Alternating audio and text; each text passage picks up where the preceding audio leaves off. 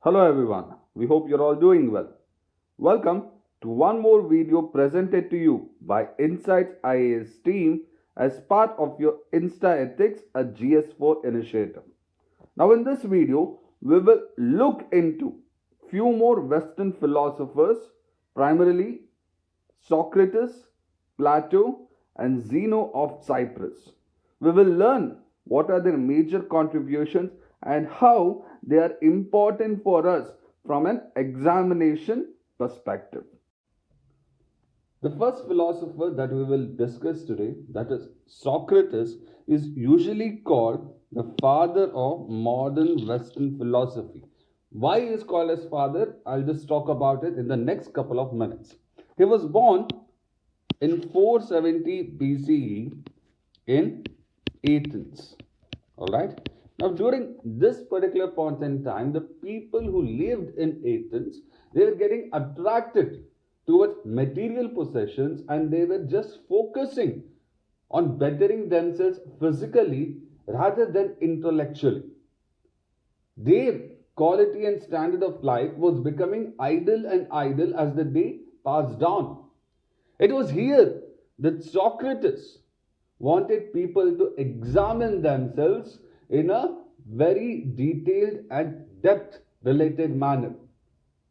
Once you examine yourself, once you figure out what are the things that are wrong with you and you can change yourself from vice, when you move towards virtue, that is when you realize that true wealth in your life.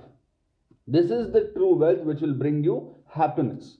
If you don't do that, you will be leading a life which will eventually make you sad and disappointed. That is what Socrates spoke about in one of his teachings. An unexamined life is not worth living. Here there is one more subtext of free will. Usually what happens when we are trying to form our opinions, we tend to listen to what others say and we might adopt their opinion without thinking from our side whether that opinion is right or wrong.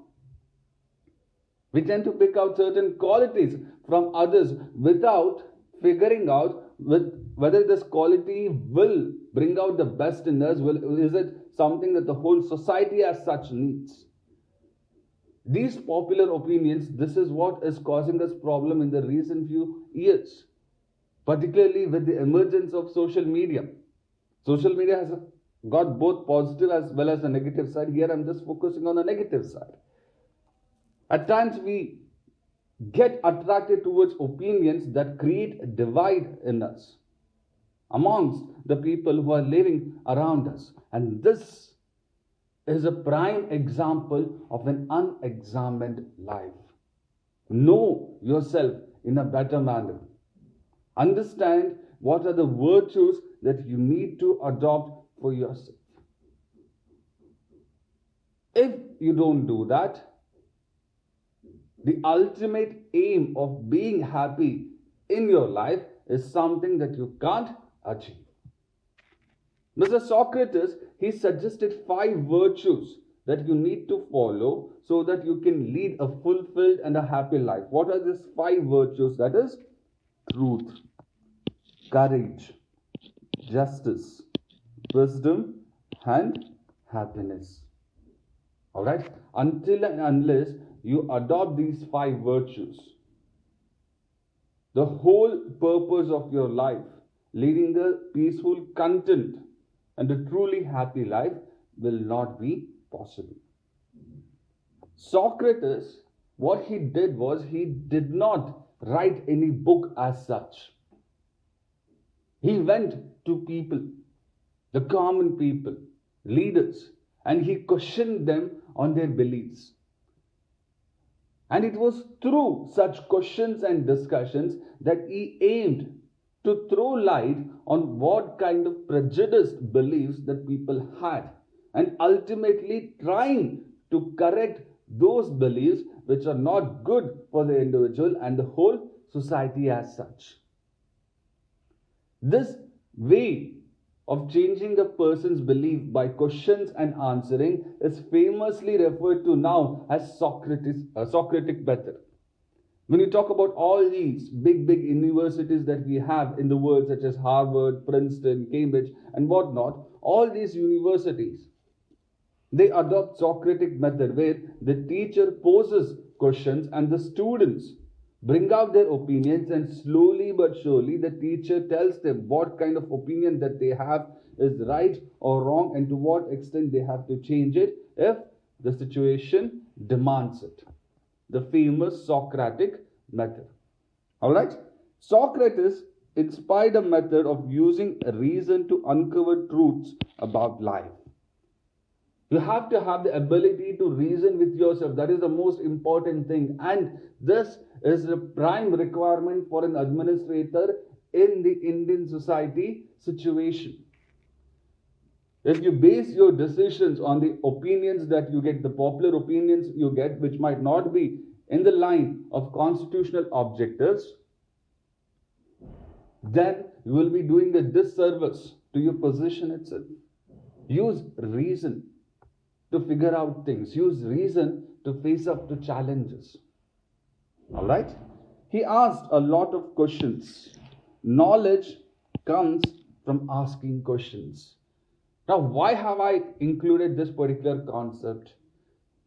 Socrates, one of the reasons for referring him as father of modern Western philosophy is he instituted this method of using reason. That's one thing. The second thing is the way he went about his life. He wanted people to ask questions. He encouraged that. Once you ask questions to others in the society, to yourself, you understand to what extent the knowledge that you have is right or wrong. If you feel that it is inadequate, you will be learning new things. If you're not asking the questions in the first instance itself, then you will be doing a disservice to yourself because your whole potential will not be realized. The society will not be able to move forward. Traditional aspects, which are regressive in nature, will start continuing. When you look at some of the reformers that we have had, be it Raja Ram Mohan Roy, Swami Vivekananda, and anyone, reformers that you have read about in your UPSC syllabus, all of them have asked questions. So much so that Swami Vivekananda wanted people who follow religion to apply the scientific principles to understand religion also. You should not blindly believe anything. Keep asking questions, and ultimately these questions are the ones which will result in your knowledge being increased. In the present times, we have an educational system where more than asking questions, the students have to listen passively, attend examinations, and get through it. We need to build an education system which focuses on critical thinking like Socrates did. Alright? This is one point which you can use in your essays or ethics paper wherever it is necessary. Socrates was also a person who was humble. Usually, when you have attained knowledge, in the present scenario also, usually when you have PhDs or some fancy degrees, it builds a sense of ego in you. And whenever that ego comes in you, ego is what? It's an excessive pride. When that ego comes in you, your ability to understand diverse opinions becomes reduced. It reduces a bit. Socrates, even though he had immense amount of knowledge, he felt that he did not know anything. The first step to realize knowledge, as per Socrates, is to believe that you don't know anything. When you do that, you will lead a life where you will be constantly learning, relearning, and learning again. Right? When you have ego, in the present scenario, when we talk about 21st century, there is this ego present in all of us, excessive pride. Just because you become an officer, it doesn't mean that you know everything. There's so many things that you can learn from people with whom you're working. Always keep yourself open to such type of knowledge which is in the larger interest of the country. Any philosopher, or for that matter, an individual, should showcase courage in terms of the convictions or beliefs that they have. Now, in the beginning of this slide, I told you Socrates was someone who liked to ask questions to people, common people, and also leaders. When he started asking questions to leaders, these leaders obviously were not very happy. They wanted Socrates to stop. So, what they did, they started a committee. They accused Socrates of poisoning the minds of the youth. Now, Socrates should have been worried. He should have gone back on his conviction, on his belief, but he did not do so. Even though it cost him his life, the committee said that Socrates needs to be killed by poison. Even when he knew that he was going to be killed, Socrates did not go back on his conviction. It was the courage to ask tough questions. It was the courage to ask people to think rationally and think in such a way that increases the humanity of the people that eventually got Socrates killed. Despite being in the face of utmost danger, Socrates held on to his moral courage. Right? This is one more reason what sets him apart from all other philosophers in the world. Alright? So let me just read out the last statement so that it kind of summarizes what we have discussed so far, right? It was this courage, that is the courage that he showcased throughout his life, which came out to a very large extent during the end of his life, that gave an added integrity. A philosopher is someone who should not just preach, but he should also be someone who should practice. If someone is asking you to show courage, they themselves should showcase courage in their life, right? And this is what he did: integrity, sticking to one's values. Let me tell you, Socrates was such kind of a person that he did not take money from people even when he taught them, because he believed education is something which should not be taught for money. If you take money, then the whole purpose of the education becomes redundant as per the views of Socrates. Let me just read out some of the quotes that Socrates has given, which are attributed to Socrates, so that we can understand his mindset in a better manner. The unexamined life is not worth living. This is something that I've already spoken about. Don't be an idle person. Explore yourself. Reason with your beliefs and change them if required for the overall growth of yourself and also that of the country. All right. Now, if I have to apply this to the democracy in which we are living, all right, if you vote for a person without examining whether the person is the right person for the job and just vote based on religious consideration, based on caste considerations, and the whole purpose of the democracy is destroyed. A person should perpetually have the attitude of understanding and knowing himself better and better, right? There have been certain essay topics asked from this quote as well, right? So you can apply it to various spheres. One more thing that Socrates gave emphasis to in all his thought process was justice.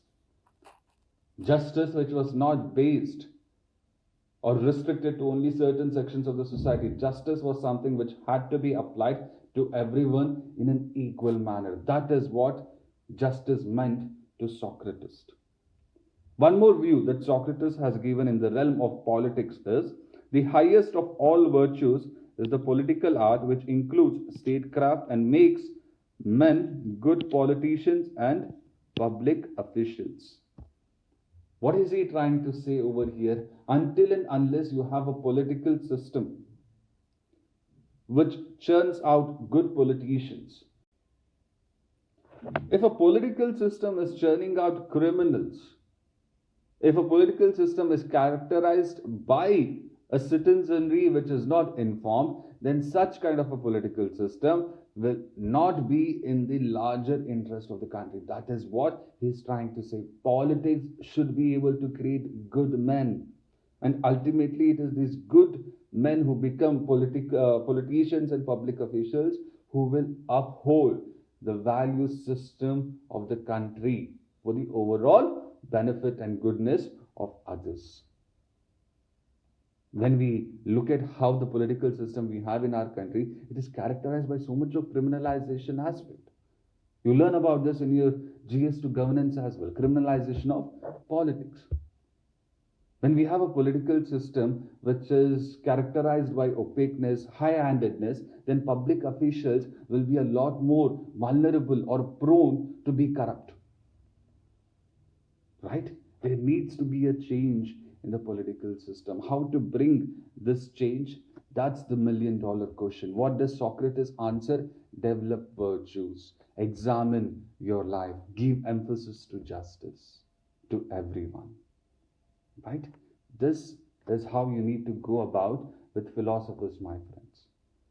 We can talk about Socrates for 3 more hours, but that kind of a detailed discussion is not required for your exam perspective. Take a philosopher, understand some of his most important teachings, know why it is relevant in the present scenario, take examples, take quotes of that particular philosopher and apply to the issues that we are having on our hand as of now. If you do this, I give you my word, whatever questions that they ask in your exams, you will be able to clear. All right? Moving on. Let me just discuss about the next philosopher now. Now, one of the most celebrated students of Socrates happened to be Plato. Now, Plato, unlike Socrates, was born into a very prominent, economically well-off family. Plato did not have any ambitions of becoming a philosopher. But when Socrates was killed the way he was, Plato took it upon himself to spread the message of Socrates, to spread his way of education as much as possible. Just like Socrates, right?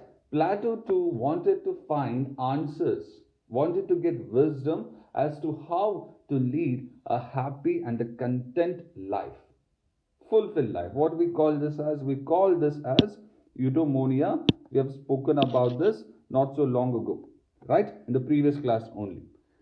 While Socrates did not write any books as such, okay? What did he do? He engaged in discussions with his students. Unlike him, Plato was someone who wrote a lot of books, and all these books, they are in the form of conversations. In his books, such as the Republic, the Symposium, and Apology, and many more, such as that, Plato invokes Socrates' way of teaching. He has painted a beautiful picture of Socrates' mindset as well, his ideologies as well. Using these sources, we have constructed or come to know about what or who Socrates was. Some of the important teachings that Plato gave happens to be in the realm of think more. Do not always accept something in a very superficial way. Don't get attracted to too much of popular opinions, because when you get attracted to too much of popular opinion, there is this higher probability that it will not lead to a happy life. Right? All of us have taken up certain degrees. All of us have pursued graduation based on popular opinions rather than thinking what is our strength and how is it that we have to utilize our strength to bring out the best in us. All right? This is much similar to what Socrates said, and that is understandable because Socrates was the guru of Plato, is it not? Plato also spoke about true love.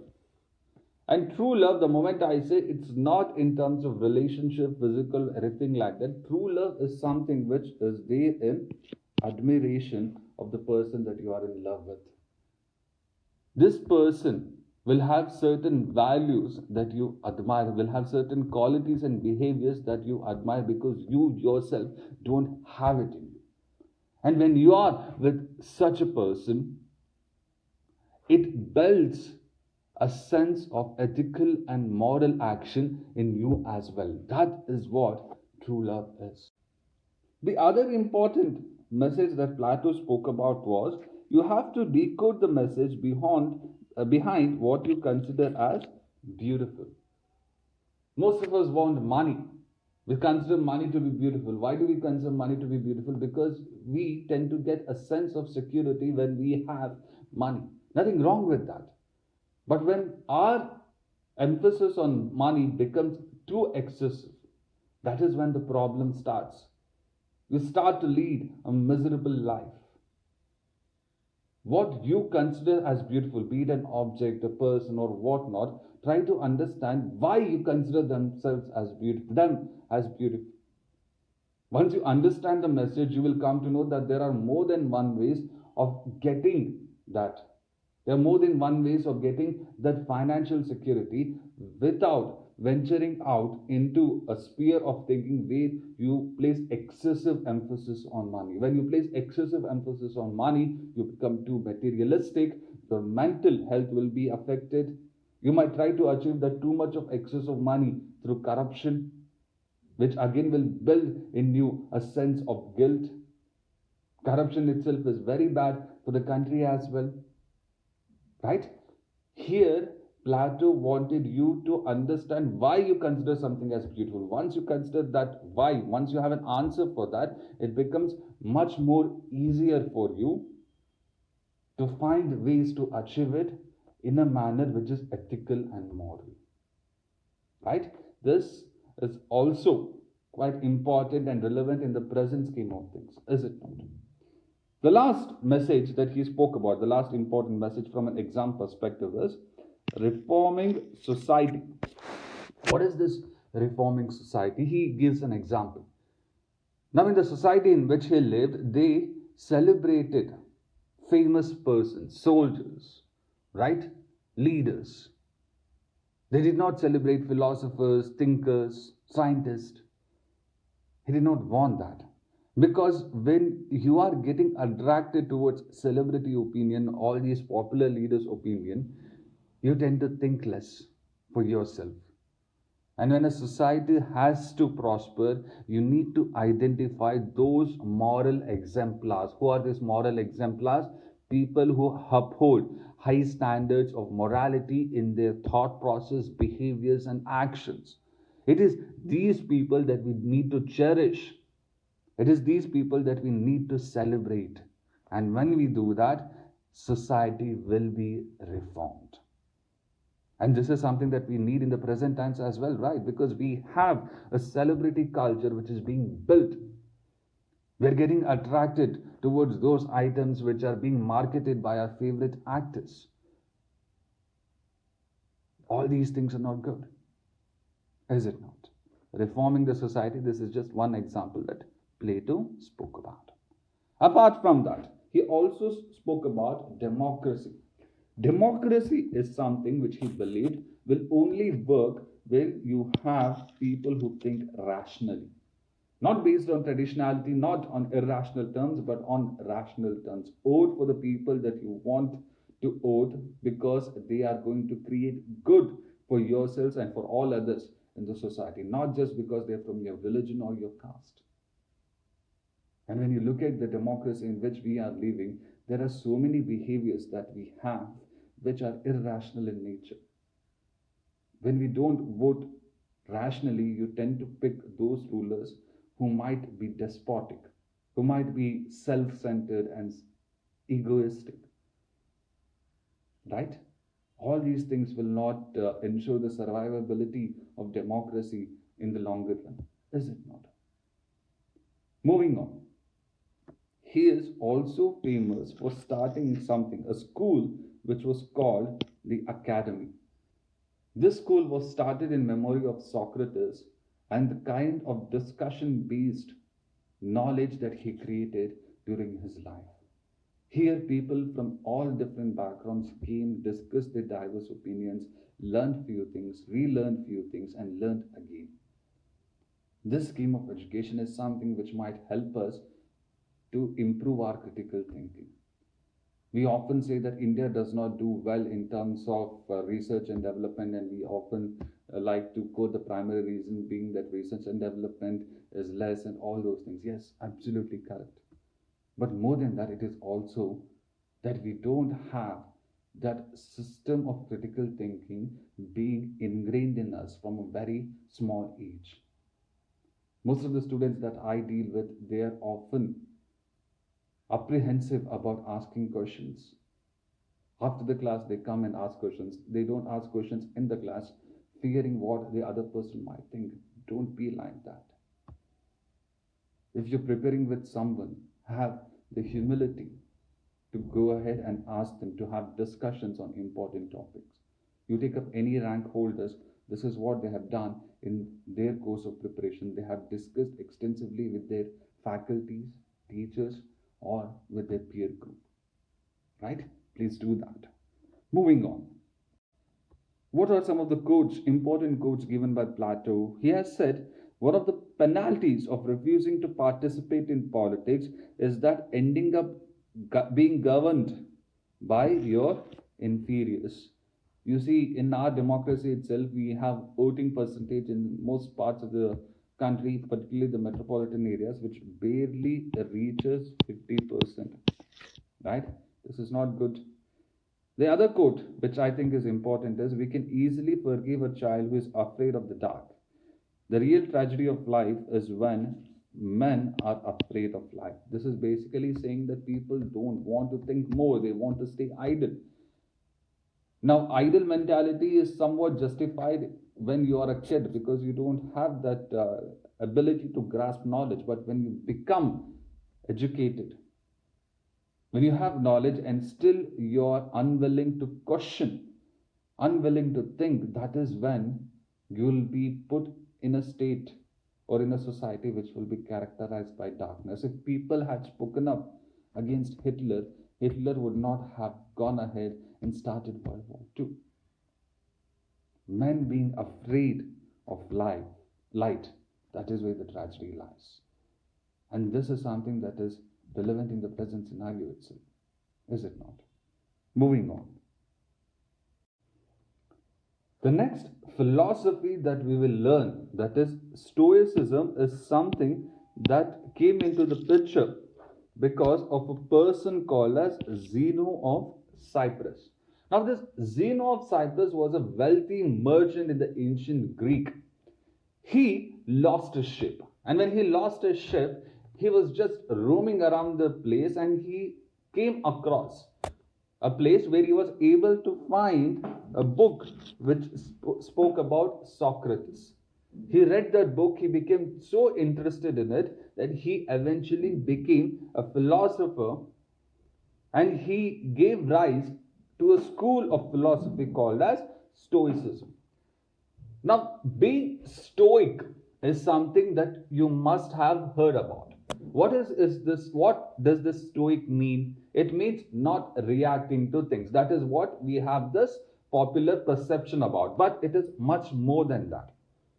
As per Zeno of Cyprus and all other philosophers of this school of philosophy, they believe that the world is made up of cause and effect. It is a web of cause and effect.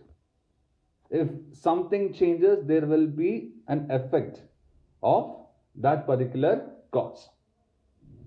Now, as human beings, we have absolutely no control on the cause. But we do have absolute control on how we react to such causes. We have to react in a way which is controlled in its nature.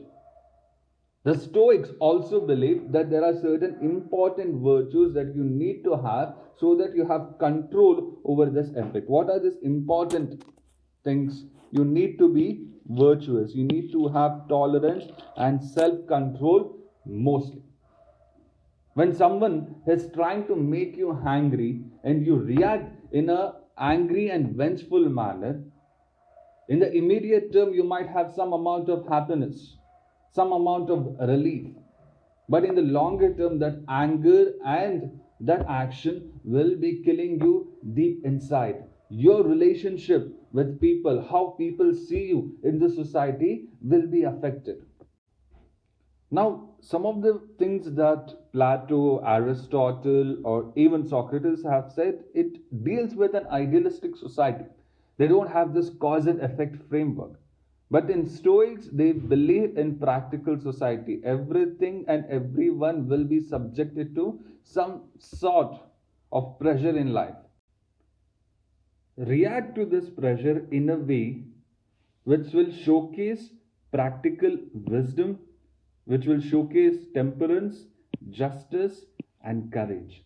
Don't react based on impulsive feelings, right? This is what is the important message of Stoics. Now, why is this philosophy of Stoicism important? Why do we need to learn about it? It's very simple. The reason is this is important for us from the perspective of emotional intelligence. Most of the things that we tend to suffer from, mental pressures, it's basically how we might have reacted in an impulsive manner. When we are able to control that with this stoic mindset, those things will be reduced. When you are an officer and someone is creating undue pressure on you from the higher above or your colleagues who are working with you, you need to know how to react to them in a proper manner. Seneca was an important philosopher who belonged to this school of philosophy. Now, he has given this one very important quote: sometimes even to live is an act of courage. The reason being, in life, we are subjected to so many hardships, and in a way, how our life is going to be in the future will be determined to a very large extent on how we react to such hardships. If you're facing problem with an education of clearing an exam, you should work on self improvement. But when you look for ways of getting shortcuts, even if you get success, it will be short lived. You've come across so many news articles which speak about how in the 10th or the 12th grade, in the state level examinations in some states, the students, their parents, they emphasized on cheating. That never goes good for people in the country or for those individuals for that matter, is it not? The other thing that Seneca has spoken about, remember when I was talking about Aristotle, I told you one of the major criticism that he faced and he still faces is he justified the practice of slavery.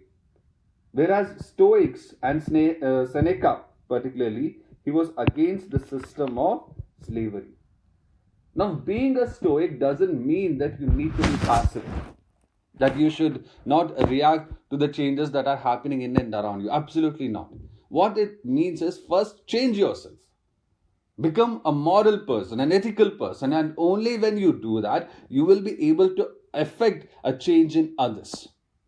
When you yourself are immoral and unethical, why will others look at you and change? Is it not? First, become a moral exemplar as much as possible, and then you try to bring about an active change in others. If you are a leader and if you want your people to listen to you, you need to lead by example. Practice what you preach.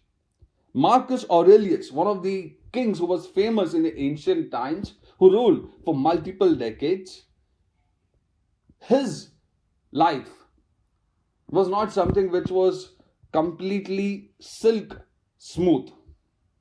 It was something which was which had a lot many difficulties. He lost so many kids. He fought so many wars. Even at the end of all these hardships, he was able to provide a good administration as much as possible. The life of Marcus Aurelius was something which had an impact on Nelson Mandela at a future time as well.